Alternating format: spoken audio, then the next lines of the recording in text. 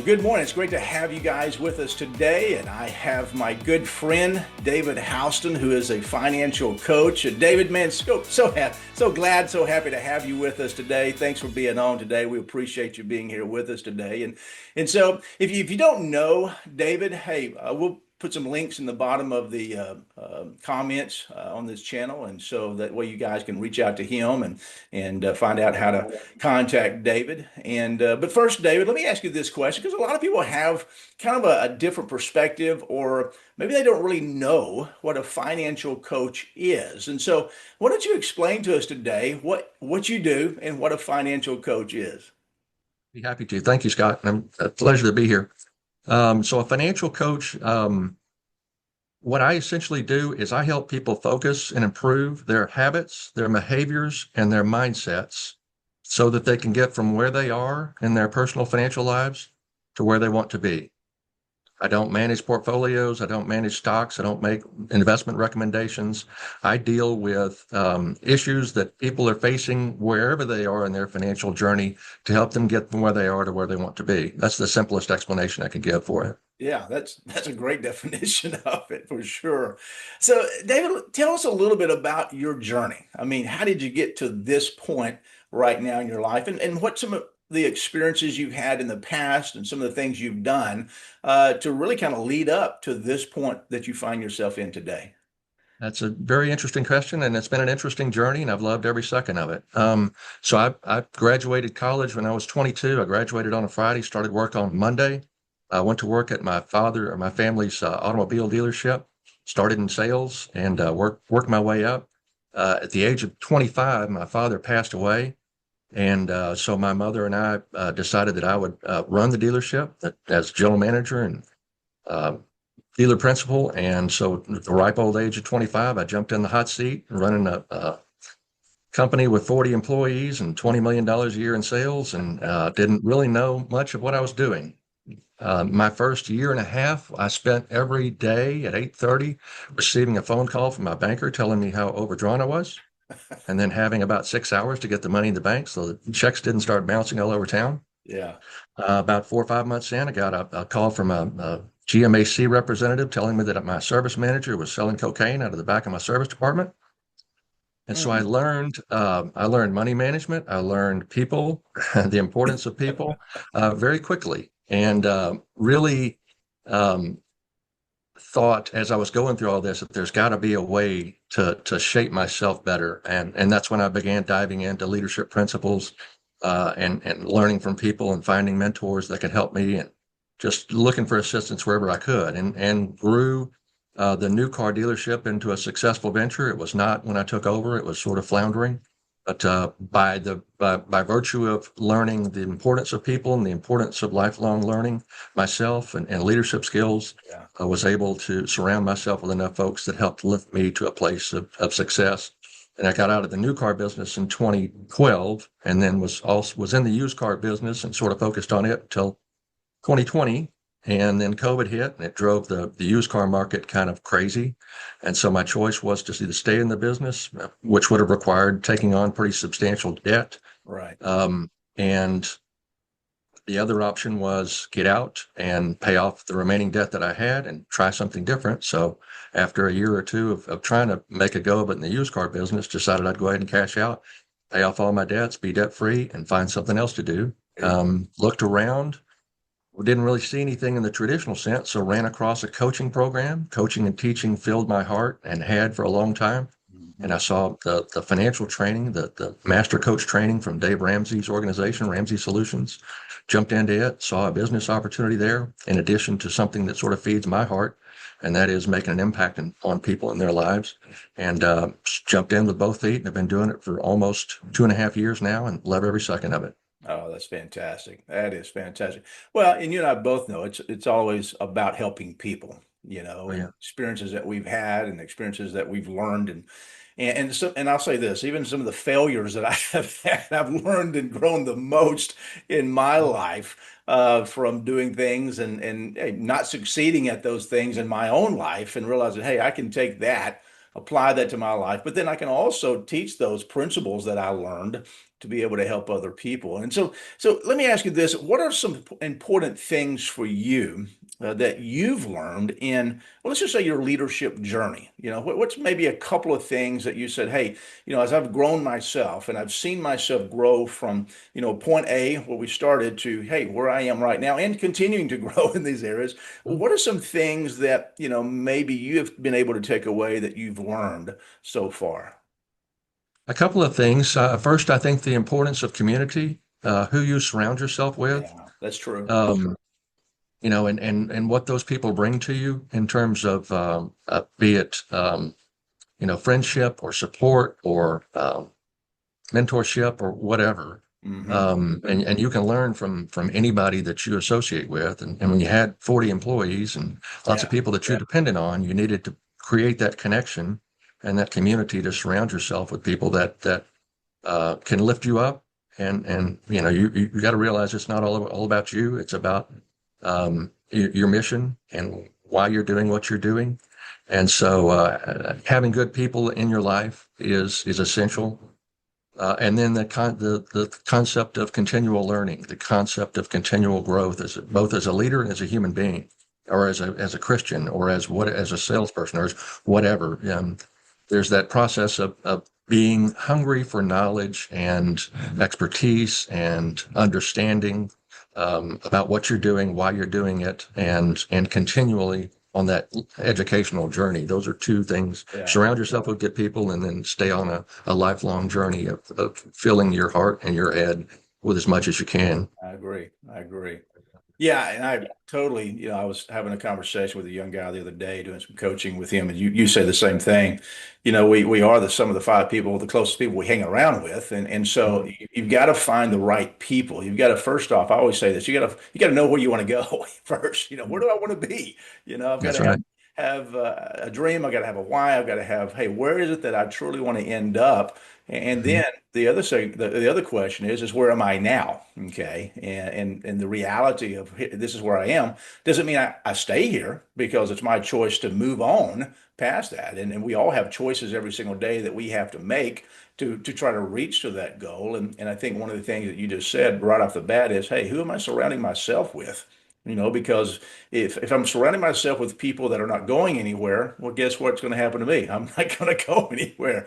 But Right. if I'm surrounding myself with the people who are going in a direction, the same direction that I want to go, and be in those circles of influence, then I do need to find those people. I need to find and search those out. And I think for a lot of people, and I'm going to say, even, I'm 56, even my age, a lot of times people say, I'm too old to find new circles. And I say, no, no, no, no. You're never too old to learn. We are always needing to surround ourselves with people that are growing, who are wanting to become better. We always want to surround ourselves with people that are going in the same direction that we want to go. And so, go to lunch with people, go, call somebody up, have a coffee with somebody, contact Yep. somebody that, and this is I guess this was the rebuttal to that was, Scott, what if they're busy? I said, everybody should be busy. I mean, yeah, they're busy. But I said, if what I have found is that successful people who are going in a wonderful direction, or a direction that you're wanting to go, a direction that is growing, they find time. They really do, because they want to invest in people. They want to pour in people. They just didn't wake up one day and say, "Hey, look at me. How did I get here?" Mhm. It took people to get them to where they are, and it's just passing it forward is what it really is. And so, what are you right now, David? What are you learning in your life today? What maybe something that you're reading, or something that you're learning or going through. What is that thing right now that is really, causing you to really grow more? It's very interesting that you asked that because I answered that question many times at a coaching conference that I just got back from in That's Franklin, great. Tennessee, Yeah. talking to a number of different coaches, and they would Uh-huh. ask, "What are you working on? What are you dealing with? What's going on in your practice Yeah. that maybe I could learn something from?" And then the answer was pretty similar in just about every time that I answered it, Hmm. and that is trying to balance patience and contentment with goals and aspirations. Being satisfied where I am, doing the Hmm. things that I'm doing, and having the faith that what I'm doing will pay dividends in the long run. That's so true. Um, and not, you know, striving for a goal so much that the goal starts to become toxic to me. Yeah.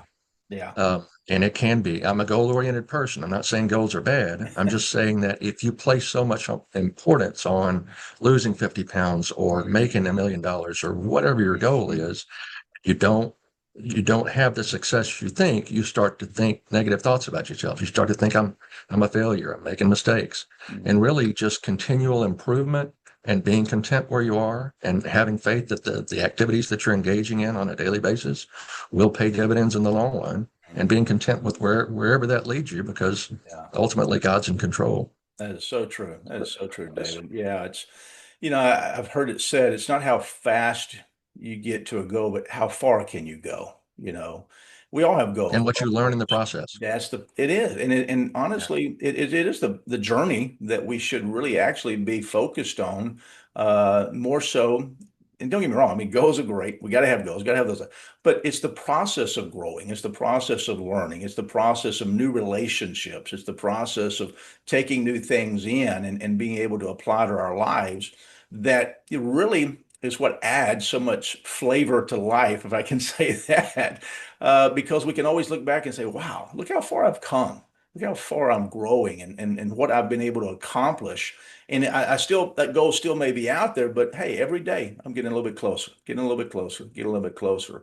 And so you're right. I find that too, especially with business owners as well as individuals who have certain goals in life. And if they don't feel like I'm, obtaining that goal, then I must be quote unquote a failure, or hey, I'm not, reaching. And so it makes them want to work harder. And, the thing I found, the more you chase after something, the more sometimes it eludes you. Mhm. Absolutely. And so the best thing to do is, yes, you've got it there, but it's the process of getting there that I really need to focus on. The mindset, Mhm. man, mindset is such a big deal Yeah. in today. How we think um, really affects our emotions. I heard this not too long ago. It's about the ideal of what we focus on. We put frames around pictures because we want to focus on what's inside that picture, right? And so a lot of times we'll frame certain things, negative or positive, and then it goes to our minds and we tell ourselves stories, either good or bad, and those stories go to our heart. And if it's a positive thing, then what it does is it creates a emotion inside of us, a positive emotion that's really energy in motion that makes our hands want to go do those things, right? But if it's a Absolutely. negative story that we've told ourselves, kind of goes to our heart, and instead of creating a positive emotion, it creates what is called procrastination. And we don't want to do those things because we've told ourselves these negative stories that makes us believe that that's not going to happen. And if I don't do that, then that won't happen. Or if I do that, that's not going to happen. Or it's all this procrastination. And sometimes it becomes a self-fulfilling prophecy because we procrastinated not That's doing right. those things. That's right. And yeah, and so I see that mindset. It's such a big, big deal in our lives, especially as business owners. I know a lot of business owners, you do too, that man, they start off gung ho and then they get in the middle of it and they go, what did I just step into? How do I get myself out of this? Yeah. What problems, I'm incurring, relationship problems within the organization, leadership problems, we call it, communication problems, all of those things. Yeah. And I both have seen that in business. And how do we grow to become better through those things is really the focus point, to be able to help our organizations, help our people, but mainly also it helps us, because I can't give you what I don't have. And so I think as you talk about it, I've always got to surround myself with better people. And you've heard this adage too. If I'm the smartest person in the room, I'm in the wrong room. I got to go That's find right. another That's room right. where I'm not That's the right. smartest person in the room, and grow from other people. And then, hey, what am I reading? What am I learning? And I want to ask you this today. What are some other things that maybe you're reading right now that you're taking in and kind of learning from? This is going to sound odd, but the book I'm reading right now is called Narcotics Anonymous. Okay. And it was given to me at this coaches conference by my coach, who I have been working with for about 9 months. She's Okay. a recovering narcotics Yeah. addict. She's 37 years sober, but believes very, very passionately in the the thoughts and the concepts. And as I read through that, I see, behaviors that I've watched myself or others engage Yeah. in the past that didn't serve them, and Mhm. what you need to do to get out of that. It's a really eye-opening thing. I probably wouldn't have chosen it, but she gave it to me. And so I started reading it on the plane on the way home, and that's really some fascinating stuff. And so, limiting your mind to specifically business books or leadership books or finance books or Mhm. whatever, you Mhm. really need to open your mind to whatever's out there, and any concept that can expand your perception, your heart, Yeah. your mindset, as you said, really can serve you in ways you probably don't expect. So being open to new ideas and new concepts is pretty critical. And that's, I'm certainly engaging in that, learning, the principles of Narcotics Anonymous. Well, yeah, I mean, you think about that. I mean, what are some principles that maybe you can apply to that, David, to also people that do the very same thing with money? You follow what I'm saying? Absolutely. And No question. yeah, yeah. So what are some things that you're as you're reading this book, and I know you're just getting into it, but what are some things that you see that people are doing with money that are kind Mhm. of similar because of old habits and things that they've either have grown up seeing in their home, okay? Because you and I both know that as adults, we just kind of reflect what we've seen and we kind of keep Yeah. doing what mom and dad did or what we saw in the environment. And Right. so we haven't changed mindsets and we haven't changed habits and even some of those things that we develop as Yeah. adults Yeah. uh, are hindering us and hurting us. So Right. tell me a little bit about that as well. Well, one of the key concepts is to acknowledge where you are, acknowledge, where you are in the journey, and sometimes admit that there's something more powerful than you. Yeah. And that is a mindset, and that is, I have a family history of some addiction, and I've watched it and seen it. And I Mhm. watch as I deal with people in their finances, it's really not about math, it's not about dollars, it's not about money, it's Yeah. about behavior. It's Yes. about mindset. It's Yeah. about what I saw when I was growing up Mhm. and what I want to do to prevent that from happening for me, or what I saw bad and that's the way you do it. Therefore, but I found myself in a problem now, and how do I get out? And uncovering and digging into root causes is probably more my job as a financial coach than it is to set up a budget or get a savings plan or invest at a certain rate or do this or that. It's really, let's dig into where is this coming from, and acknowledge it, and realize that we have power over it if we seek the right assistance and resources. God plays a tremendous part in that. And there's a huge spiritual element in both Mhm. Alcoholics Anonymous and Narcotics Anonymous Mhm. that, a higher power is at play here. And we need to use that higher power as a resource and a tool to help dig us out of the misery or tragedy or Oh yeah. problems or failures or mistakes that we find ourselves in. Yeah, that's so true. As a pastor in past and missionary, because I grew up, my dad was a pastor, uncle, a grandfather. So, I've seen the situations with people and money and other things as well. And what I notice is that money, it is spiritual. I want you to understand, it is a very spiritual, tangible thing, and an ideal that the way people see it and the way they view it and the way they treat it. And Jesus spoke more about money than he did about heaven or hell. He did. And so that tells us something right off the bat that basically, hey, there is something spiritual going on here in people's lives when it comes to money. Jesus knew we were going to have money until, when he's here until the end of time. I mean, we have that's bartering system. That's what we use. But the point of the matter is that the ideal of where do we put our trust, right? And I think a lot of times one of the things that people focus on, this is me, is putting their trust in things that really don't give them that satisfaction, that help that they need. And they don't use money as a tool. They use it in a way to satisfy something deeper within. Does that make sense, David? Absolutely, no question.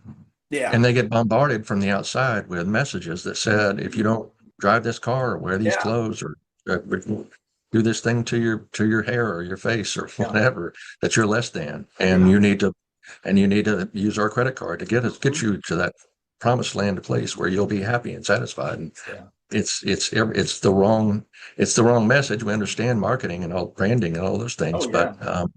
people buy into it that if I do X, I'll get Y, and really never stop to think what's important to me, what is my reason for being, and why do I need to do the things that people are telling me? Yeah. Why do I need to question it? I mean, Yeah. I really do need to question what I'm Yeah. being told on the That's it. internet, social media, radio, television, print, everywhere. It's All coming of at it. us hard. Yeah. No, you're right. Yeah. And not take things at face value. Right.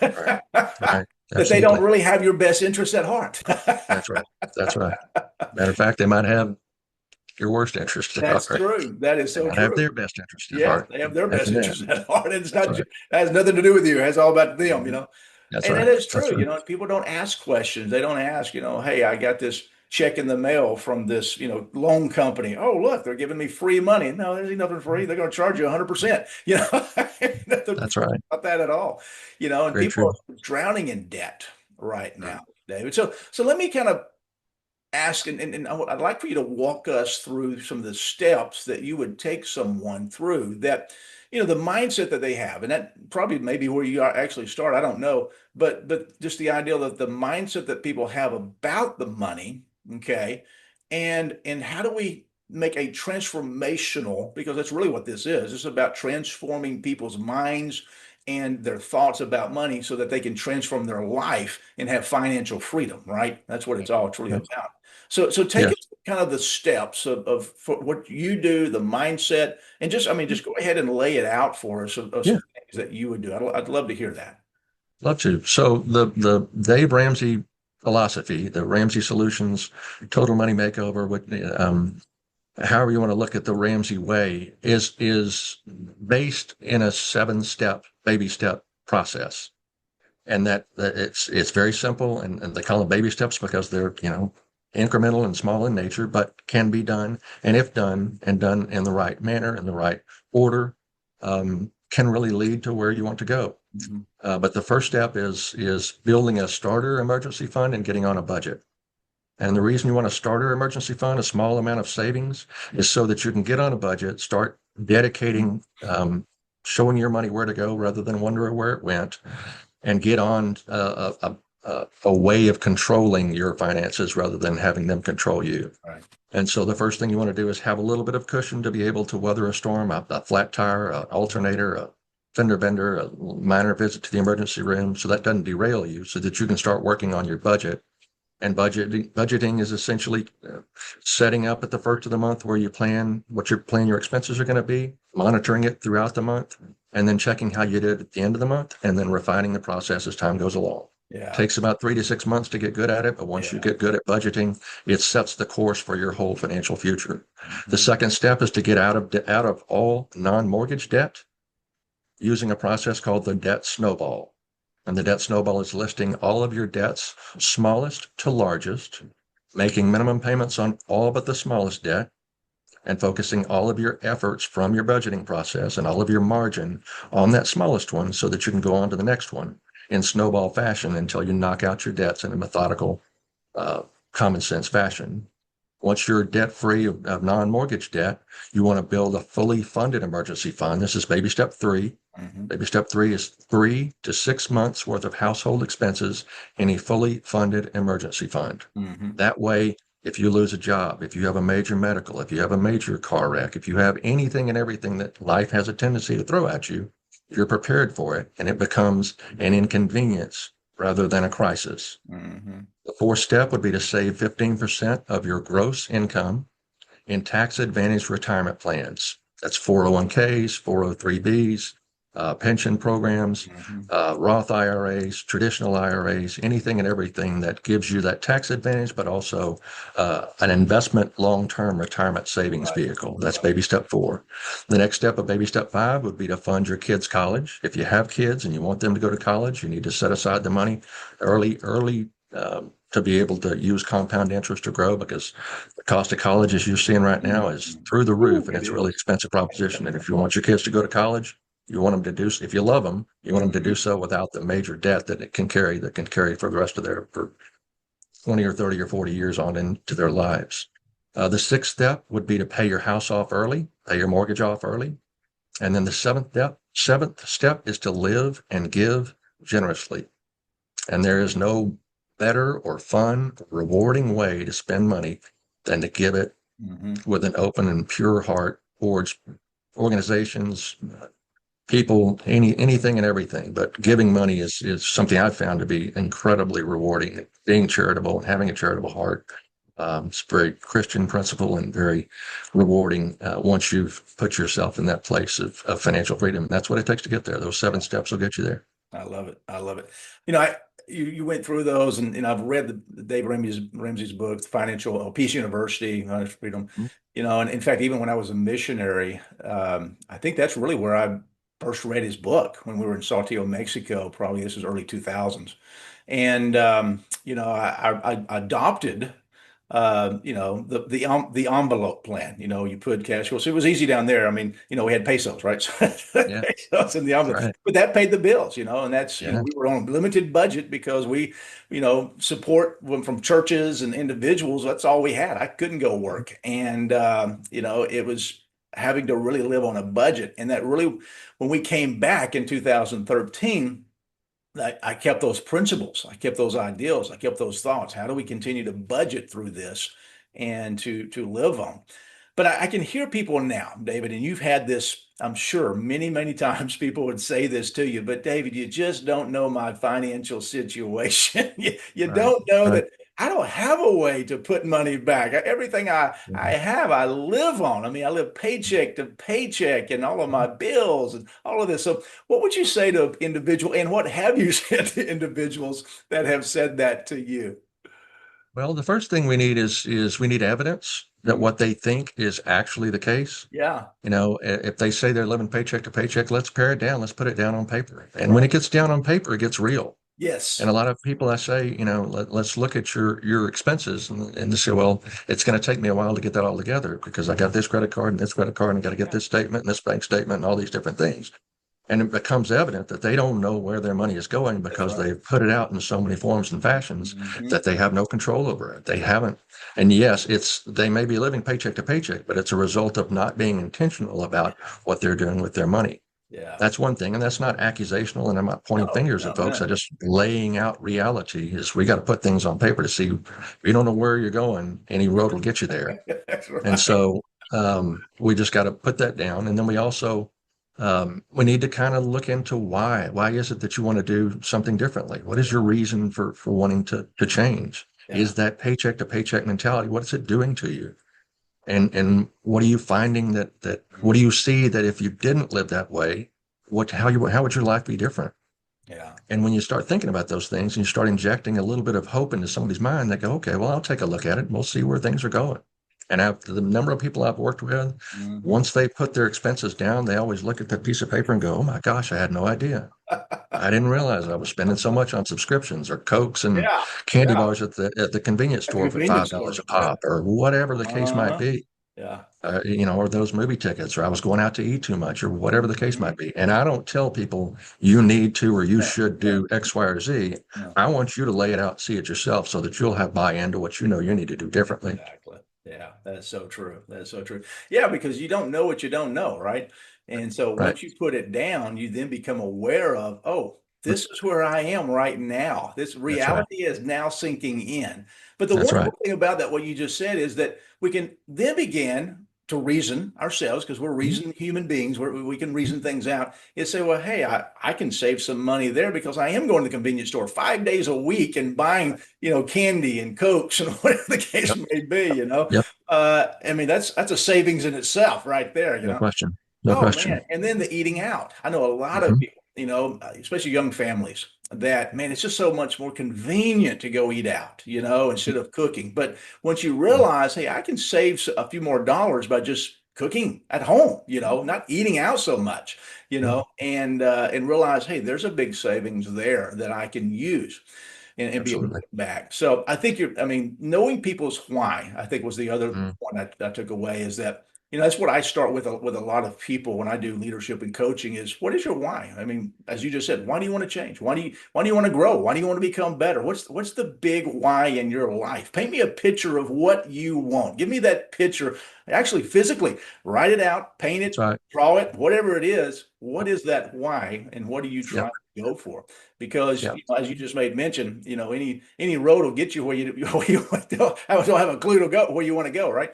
And the That's point of right. the matter is, you got to know where you want to go and be aware of where you are now, so that you can track a path to where it is Yes. that you actually want to go. And so that is so good. So let me say this, or ask this, David, in the ideal that as someone that sits down and now they're becoming aware of their situation, those, I call them aha moments, right?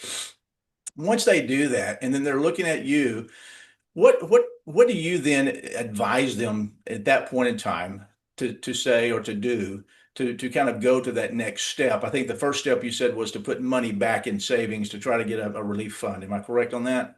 Yes. In addition, and the first two steps are in conjunction, Okay. in addition to getting on a detailed Yeah, budget. budget. Yeah. Okay. So Set a what little bit back and on a detailed budget so that you can start taking control of things. Okay, so the first thing is get on a budget. That's really the Yes. first thing they need to do, to get on a Mhm. budget. Once they get on a budget, Yes. and within that budget, they need to include some form of monies going into a fund, a relief fund per se, or a savings fund. Mhm. What in Mhm. that respect? Yeah, I love that. I love. And so Yeah. for some people, that may be $5, right? Yes. That may be all they can afford at this point in time. Yeah. Yeah, Right. exactly, exactly. So, what do you see in the transformation of people once they began doing this? And once they began following, kind of, the process that you're walking them through, what's the transformation that you're seeing in people's lives? I mean, just even through not the end result yet. We'll get to that in a minute, because I want to hear maybe some quote unquote testimonies or things of people that you've helped. Don't have to give names or anything, but I'd like Yeah. a story or two. But even Sure. walking people through this process, what's the transformation you're seeing in people at this time? You see, I mean, just in physiological changes, you see people breathing Yeah, easier. You see yeah, their shoulders drop. You right. see their the first meeting, it's a look of panic, and I don't know what I'm living paycheck to paycheck, and I can't keep doing this. Yeah. And you show a few things that say, if we tweak and adjust and move Mhm. some things and adjust the way we've thought about some things, we can start to see progress. And once they start to believe that and see that by the actions that they're taking, not necessarily my recommendations, but they're Right. buying in and doing those things, Mhm. you start to see them going, well, if I did more of this and Yeah. actually, if I meal plan instead of just cook my Mhm. food, well, then I Mhm. could save even more on groceries. And if I look at packing my lunch and taking it to work with me rather than, Yeah. going out to Chick-fil-A, which I Mhm. love Chick-fil-A. Yes, I do too. It's a wonderful place. But just sort of these little aha things that go Yeah. click off in their head and they go, if I do X, my future is possible. And I didn't think it was possible. Yeah. And that's a huge, the impact that has on the soul is just Mhm. Mhm. it's transformational, as you said. It's something where somebody goes, I can see a future Yes. that is not crisis, that is Yeah. not paycheck to paycheck, that is not Yeah. anxiety and pressure and feeling like I'm never going to make it. I've got the possibility of doing things differently and making a different ending for myself that I didn't know was even a reality for me. Yeah, that is so true. I always think about the verse in Proverbs where it says, "Without a vision, people perish." Absolutely. And the vision basically for people right now is getting out of debt. That's Mhm. seeing themselves totally debt free. But the problem is in the society and our culture we live today, and in this debt filled society today, people don't see a way. And so Mhm. they just keep making one bad mistake after another bad mistake after another bad, and getting deeper and deeper and deeper in debt because they don't see a way out. All they see is, I've got to have money to pay for this bill. I've got to borrow to pay for this. It's school is fixing to start. I'm going in debt to buy clothes and school supplies and all this Yeah. other stuff, Right. and Right. I'll just have to figure a way to live. I don't know how to do Hmm. it. But when people sit down and they begin to budget those things out and say, "Hey, let's cut the credit cards up for right now. Let's no more. We're done. We can't do this anymore," and figure out, how do I pay this down now. Sometimes that may be getting a second job. I've seen that in friends' lives who are trying to get out of debt. Sometimes it's doing a side hustle. Hey, I'm working 40 hours a week and maybe 50 hours a week. But on the weekends, I got to do something else. I've got to sell some extra clothes out of the closet. eBay's great. You can sell anything on eBay. You can sell money. Absolutely. You bet. I've seen that. We see that on Marketplace, Facebook Marketplace. Hey, I've got an old car sitting in the driveway. We haven't drove it in 20 years. I can sell that. And I think when people realize, hey, there is a way. There's always a way. And it's just needing somebody like you, David, to come alongside of them and say, hey, let me show you how to get out of debt. Let me show you how to have a more financial free life. I think that's so important that people just don't know. They're afraid. I think Mhm. a lot of it has to do with fear in their Mhm. own life. The Mhm. fear of, well, what if I try and it doesn't work? Well, let me say this. What if you do try it and it does work? Mhm. I mean, we can live in the what ifs all day long, but the point of the matter is you're doing the same thing and it's not getting you anywhere. And we all know the definition of insanity, doing the same thing over and over, expecting a different result. Well, I go back to Dr. Phil. How's it working for you so far? Yeah, true. Very true. Working. Yeah, Yeah. it's not working. Yeah. So let's try something new. Let's try Yeah. something new to get out of this situation we find ourselves in and be able to, number one, grow ourselves. That's where it all begins. I got to grow Yeah. myself. I can't lead others if I don't lead me first. And Right. so I've got to Sure. learn to lead me so that I can lead my family to show them a better way. David, one of the things that I've seen, and I'm going to go into some stories for you. I want to hear some stories from you, but I have a story of a good friend of mine who went through, a financial coach like yourself. And, he told me, he says, "Guy, I was in so much debt." He said, "I was, 70, $80,000 in credit card debt, house debt, car debt." He said, I wasn't making enough money to pay for debt." And he said, I actually gave up. He said, that's what it all came. I just gave up. I just paycheck to paycheck. The creditors are going to keep calling. They'll just have to keep calling. I don't have anything to give them. And he said, I came across a guy and a financial coach, and he said, something just came over me. He said, I need to try this. It's just kind of that last hope, that last shot. I need to try this. And he said, I did. And he said, man, he said, when I sat down, and he said, first off, I felt guilty and I felt ashamed. And I think a lot of people go through that, David, when No they have question. to have to come face to face with the person in the mirror and Right. realize, say, I'm not good with money. Right. I'm not making wise decisions. And it's not that they're having to come to themselves. Sometimes it's showing that in front of, someone like you. And he said that was the most humbling experience. He said, but the coach was so empathetic and understanding and was just real with them and just said, hey, I listen, you're not the only person. Okay. That's right. This is a pandemic. That's what this Mm. is. And you're Absolutely. not the only person that's facing this. That's why I'm here to help you become better. I can't That's it. help people that don't come to me, but I can help you because you've come to me and I want to help show you a better way. And so he said, man, it was the best decision. He said it took him several years, but he said, I was on track. And every day, I did what I needed to do. I didn't stop at the convenience store. My wife and I sat down and we went over budgets. We put money back. He said it took me several years, but he said we're debt free. He said, and now cars are paid for. He said my house is almost paid for. He said I'm almost out of debt from the house, and so his demeanor and who he is as a person today is totally a 180-degree turn from what he was several years ago. And as you just made Absolutely. mention, he is a big giver. He Mhm. loves to give. And he says, I have the freedom. He said, I wanted to give then. I Mhm. had nothing to give. I couldn't Right. give it. And he said, now I'm in a spot that I can freely give. He said, we've got a budget for giving. He said, I do have that. He said, but sometimes he said, I'll just give a little bit more out of my heart because I feel, hey, I have it. I have it to give. Yeah. Everything else is already put in place. This is money. I That's want awesome. this. And so, tell me, maybe some transformation stories or a story that you may have that you've seen in people's lives already, David. Oh gosh, there's so many. I'm thinking of a couple that I worked with. And I remember in our initial consultation, um, the wife said, I feel like we're drowning and we're never going to be able to get our heads above water. Yeah. And That's a common thought. And 4 months in, Yeah.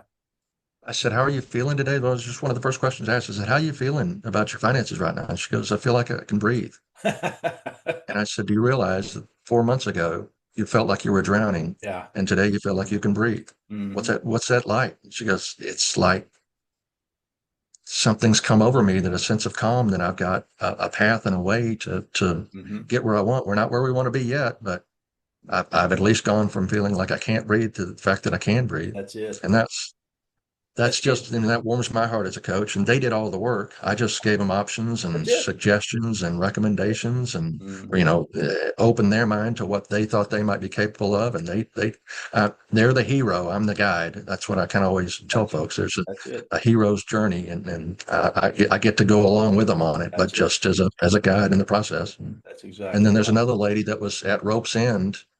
She was a month away from two of her children going off of government assistance, which was going to cost her $800 a month, which was going to put her 800 a month in the hole. Mm. She had $90,000 in non-mortgage debt, Hmm. and really didn't know what she was going to do. And we talked about, as you mentioned earlier, what are the income opportunities? What are some things we can do to get that income up so that we can look at throwing more at this, or at Right. least get our head above water? And she went out and found a job that today is making more money than her 40-hour-a-week job, and she loves it, and she's hustling. And I keep asking Yeah. her, "Why are you doing this?" She said, "Because I can see the finish line. That's it. I can That's see it. the end, and the end is where I want to be." And That's I it. didn't know it was there. Hmm. She And had I that thought, vision. Yeah. yeah, that just warms my heart. And my personal, my personal journey, I don't come from a place of up here where I speak from authority or Right. wealth or anything like that. I was, 18 years ago, I was drowning in debt, spending more than I was making and having very little in savings. And I had tears streaming down my face as I asked my Mhm. wife, "I don't care what we do, just let's do it together." And Yeah. that's when we signed up for Financial Peace University, which is Dave Ramsey's 9-week class, That's it. and started doing things differently. And Wow. slowly but surely, things got better. Got So better. when somebody comes to me and says, "I'm in trouble, I'm drowning, or I don't, here's my situation," and I'm sure you've never seen it before. I've Oh seen yeah. it with more zeros on the end of it than you have. So don't feel bad. We're in this That's right. together. I've been through the exact same thing, and we're going to get through this together. Yeah. Isn't it great to be able to lead people that you've been there, and I've Mm-hmm. been there. I mean, we've Mm-hmm. been there, and be able to lead people say, hey, I'm not, like you said, I'm a tour guide. I'm not going to tell you where to go. I'm just going to say, hey, take my hand and we're going to go together in this. And being there, and I've already have experienced those things in our life helps us also to kind of say, hey, don't do this or think about this. This is a decision I made, a choice I made. It didn't turn out so well for me. It's your choice, but I'm just giving you an ideal. You might Yeah. want to steer clear of that. That might not be good for you. Or think about this. This might be a positive thing for you. This is how it worked in my life. May not work the same in yours, but it's something to think about. And I think when we do that as coaches and tour guides with people, taking them, we ourselves get to experience and look through their eyes as well about their situation, but also about their transformation. And I don't know about you, but that's why I do what I do, David. I love Absolutely. seeing people's lives being transformed. I love No seeing question.